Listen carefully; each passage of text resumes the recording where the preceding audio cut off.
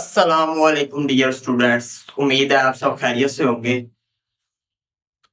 Basically हमने previous lecture में enthalpy को डिस्कस किया था और आज हम डिस्कस करेंगे एंडोथर्मिक और एक्सोथर्मिक रिएक्शन को।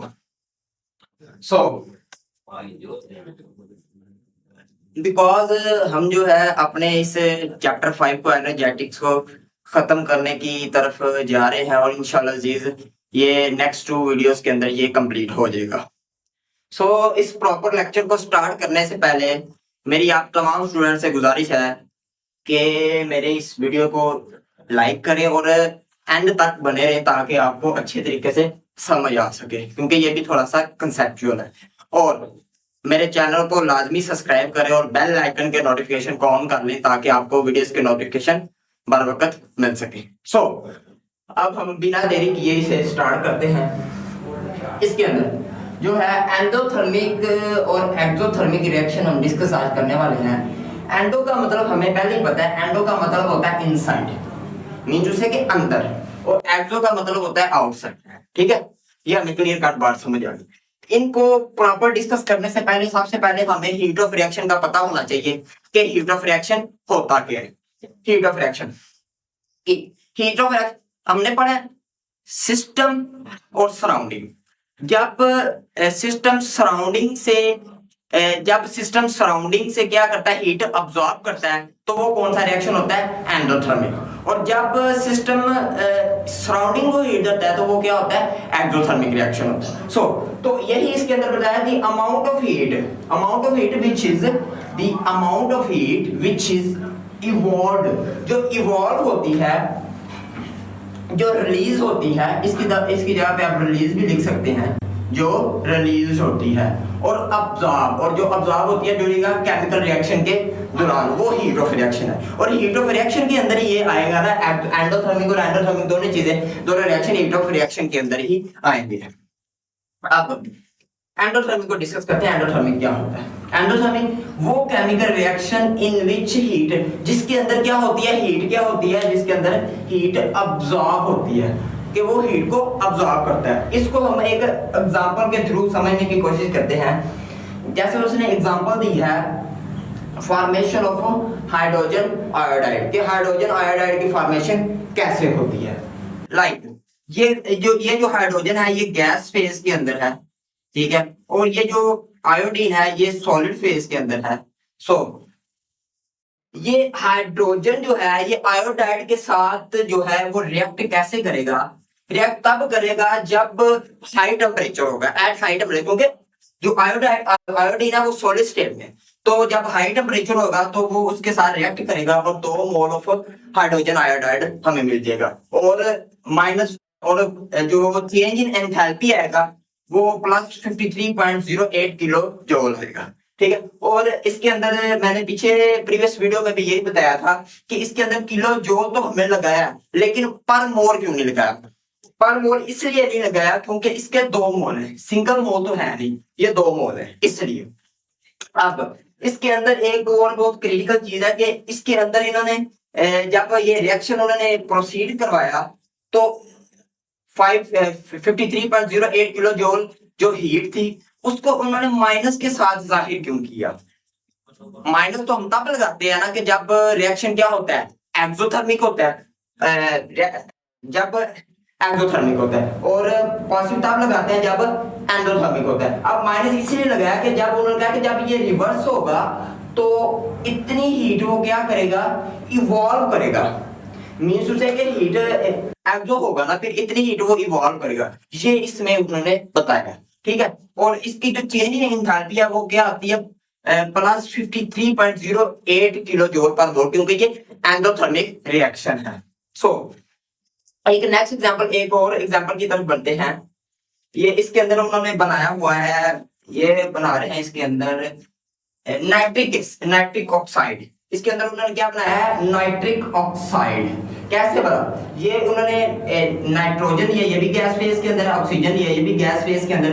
अब इन नाइट्रस ऑक्साइड को बनाने के लिए इन्हें हीट रिक्वायर है। ठीक है, इन्हें क्या है, इन्हें हीट रिक्वायर है। तो चेंज ही नहीं था, कितनी में हीटेड है क्योंकि एंडोथर्मिक के अंदर 180.6 किलो जूल हीट उन्हें रिक्वायर है, और ये क्या है, चेंज इन एंथैल्पी के अंदर आएगा। अब इसके अंदर माइनस क्यों लगाया है? जब रिएक्शन प्रोसीड हो रहा है, सॉरी, जब रिएक्शन प्रोसीड हो रहा है तो उसके माइनस इसलिए लगाया कि जब ये रिवर्स होगा तो इतनी हीट वो इवॉल्व करेगा, इतनी हीट मींस उसे कि इतनी हीट वो रिलीज करेगा, ठीक है। सो इसके अंदर अब हमें एंडोथर्मिक का फुल ओवरव्यू मिल गया, एंडोथर्मिक हमें फुल क्लियर कट समझ में आ गया। सो नेक्स्ट अब है एक्सोथर्मिक रिएक्शन। एक्सोथर्मिक रिएक्शन के अंदर क्या होता है? एक्सोथर्मिक रिएक्शन वो रिएक्शन जिसके अंदर हीट क्या होती है, हीट होती है इवॉल्व। हमने क्या पढ़ा कि जिसके अंदर हीट इवॉल्व होती है वो क्या होता है, एक्सोथर्मिक रिएक्शन होता है। पीछे हमने पढ़ा कि जो मैंने बताया इधर कि एक्सो का मतलब होता है आउटसाइड, एक्सो का मतलब होता है आउटसाइड। इसको क्लियर कर समझने से पहले सबसे पहले हम इसे एक मैं डायग्रामेटिकली आपको समझाने की कोशिश करता हूं। लाइक ये देखें, इसको हम यहाँ से रेस कर लेते हैं। ये देखें, ये मैंने लिया सिस्टम, ये मैंने एक लिया सिस्टम, ठीक है, और ये है सराउंडिंग। ये मैंने किया एक सराउंडिंग खबर लिखी है, ये मैंने ले लिया सराउंडिंग, ठीक है। ये क्या मेरा, ये सराउंडिंग, ठीक है। अब सराउंडिंग के, अब इसमें एंडोथर्मिक वाला क्या होगा, जो सिस्टम है ना वो सराउंडिंग से हीट लेगा, सराउंडिंग से हीट को अब्सॉर्ब करेगा सराउंडिंग से, ठीक है। ये क्लियर कट। अब नेक्स्ट, अब एक्सोथर्मिक रिएक्शन। एक्सोथर्मिक रिएक्शन ऐसा रिएक्शन होता है जिसके अंदर क्या होता है, हीट इवॉल्व होती है। क्या होता है, हीट इवॉल्व होती है। अब हम इसे एक एग्जांपल के थ्रू समझते हैं। फॉर्मेशन ऑफ वाटर, वाटर की जब फॉर्मेशन होती है, जब हाइड्रोजन गैस के दो मोल और ऑक्सीजन का मॉलिक्यूल जब आपस में रिएक्ट करते हैं, अब उन्हें क्या चाहिए, उन्हें हीट क्या है, वो एक्सोथर्मिक रिएक्शन है। तो जब ये रिएक्ट करेंगे तो हीट रिलीज होगी, हीट रिलीज होगी। और हमने पढ़ा कि जब बॉन्ड की फॉर्मेशन होती है तब एक्सोथर्मिक रिएक्शन होता है, और जब बॉन्ड की ब्रेक हुई होती है तब एंडोथर्मिक रिएक्शन होता है। तो यहाँ पे क्या हुआ है कि change in enthalpy, exothermic reaction है तो चेंज इन एंथैल्पी क्या आएगा, -571.6 किलो जूल पर मोल, क्योंकि इसके अंदर क्या हुई है, हीट रिलीज हुई है, हीट इवॉल्व हुई है, ठीक है। इवॉल्व की जगह हम रिलीज का लफ्ज भी इस्तेमाल कर सकते हैं, रिलीज।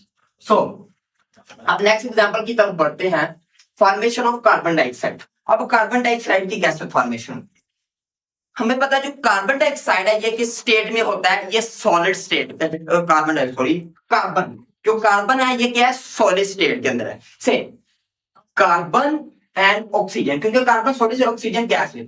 अब ये क्या होगा, जब ये आपस, क्योंकि ये आपस में जब रिएक्ट करेंगे ना, आपस में रिएक्ट करेंगे तो कार्बन डाइऑक्साइड बनेगा। अब देखें, हीट ये क्या कर रहे हैं, इवॉल्व कर रहे हैं ये, क्योंकि ये हीट क्या कर रहे हैं, रिलीज कर रही है, क्योंकि एक्सोथर्मिक, ये है एक्सोथर्मिक रिएक्शन। और ये कैसे हुआ, जब कार्बन और ऑक्सीजन को हमने क्या किया, बर्न किया, कार्बन सॉलिड को और ऑक्सीजन गैस को जब बर्न किया तो फिर एक तो कार्बन डाइऑक्साइड बन गया और क्या होगी, हीट इवॉल्व हुई। और ये पॉजिटिव का साइन उन्होंने यहाँ पे मैंने आपको बताया नहीं, ये पॉजिटिव का साइन उन्होंने इसलिए लगाया कि जब ये रिएक्शन रिवर्स होगा, जब ये रिएक्शन रिवर्स होगा तो फिर इतनी हीट उसे चाहिए होगी, इतनी वो हीट एब्जॉर्ब करेगा, सेम अमाउंट ऑफ हीट वो क्या करेगा, एब्जॉर्ब करेगा जब रिवर्स रिएक्शन होगा, ठीक है। इसके अंदर सेम वो ही है, ठीक है। सो कुछ एप्लीकेशन ऑफ एक्सोथर्मिक रिएक्शन है इन डेली लाइफ के अंदर, वो हम डिस्कस कर लेते हैं।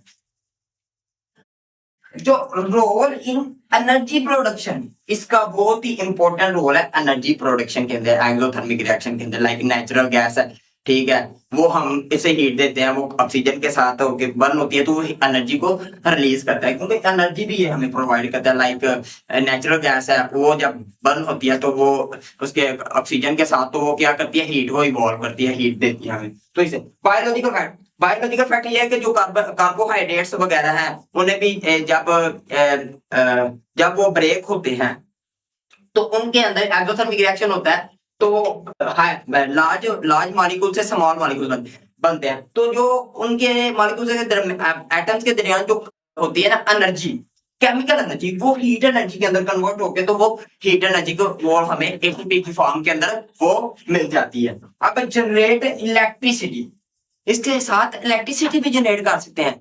लाइक नेचुरल, लाइक इसके अंदर दिया गया है, लाइक जो है नेचुरल गैस, जो बर्निंग फ्यूल है, ऐसा चाहे natural gas, oil and oil जो है, ये जो हम इसकी कम्बिशन कराते हैं ऑक्सीजन के साथ, तो वो क्या करता है बदले में हमें क्या देता है, हीट इसकी क्या करता है रिलीज होती है। हीट बदले में क्या होती है, हमें हीट मिलती है। Energy for transportation, transport like आप कार वगैरह, कोई बाइक वगैरह, उसके अंदर जो पेट्रोल होता है, उसके अंदर जो पेट्रोल है वो दरअसल बर्न होके कम्बिशन होती है उसकी। पेट्रोल पेट्रोल के अंदर क्या होता है कि वो हाई ऑक्टेन होता है पेट्रोल के अंदर, तो उसके अंदर अल्केन आई थिंक सो पाया जाता है। तो वो जब बर्न होता है ना, वो उसके अंदर उसके एक सुराख भी होता है बाहर, आप देखें ना तो वहां पे एक सुराख होगा छोटा सा, उसके हेड के अंदर देखें तो सुराख होता है। तो उस सुराख में से ऑक्सीजन जाती है। जब ऑक्सीजन उस पेट्रोल के साथ मिलती है ना, गैसोलीन के साथ मिलती है, तो वो क्या बनता है, वो फिर आग बन जाती है, वो आग लगती है, बर्निंग।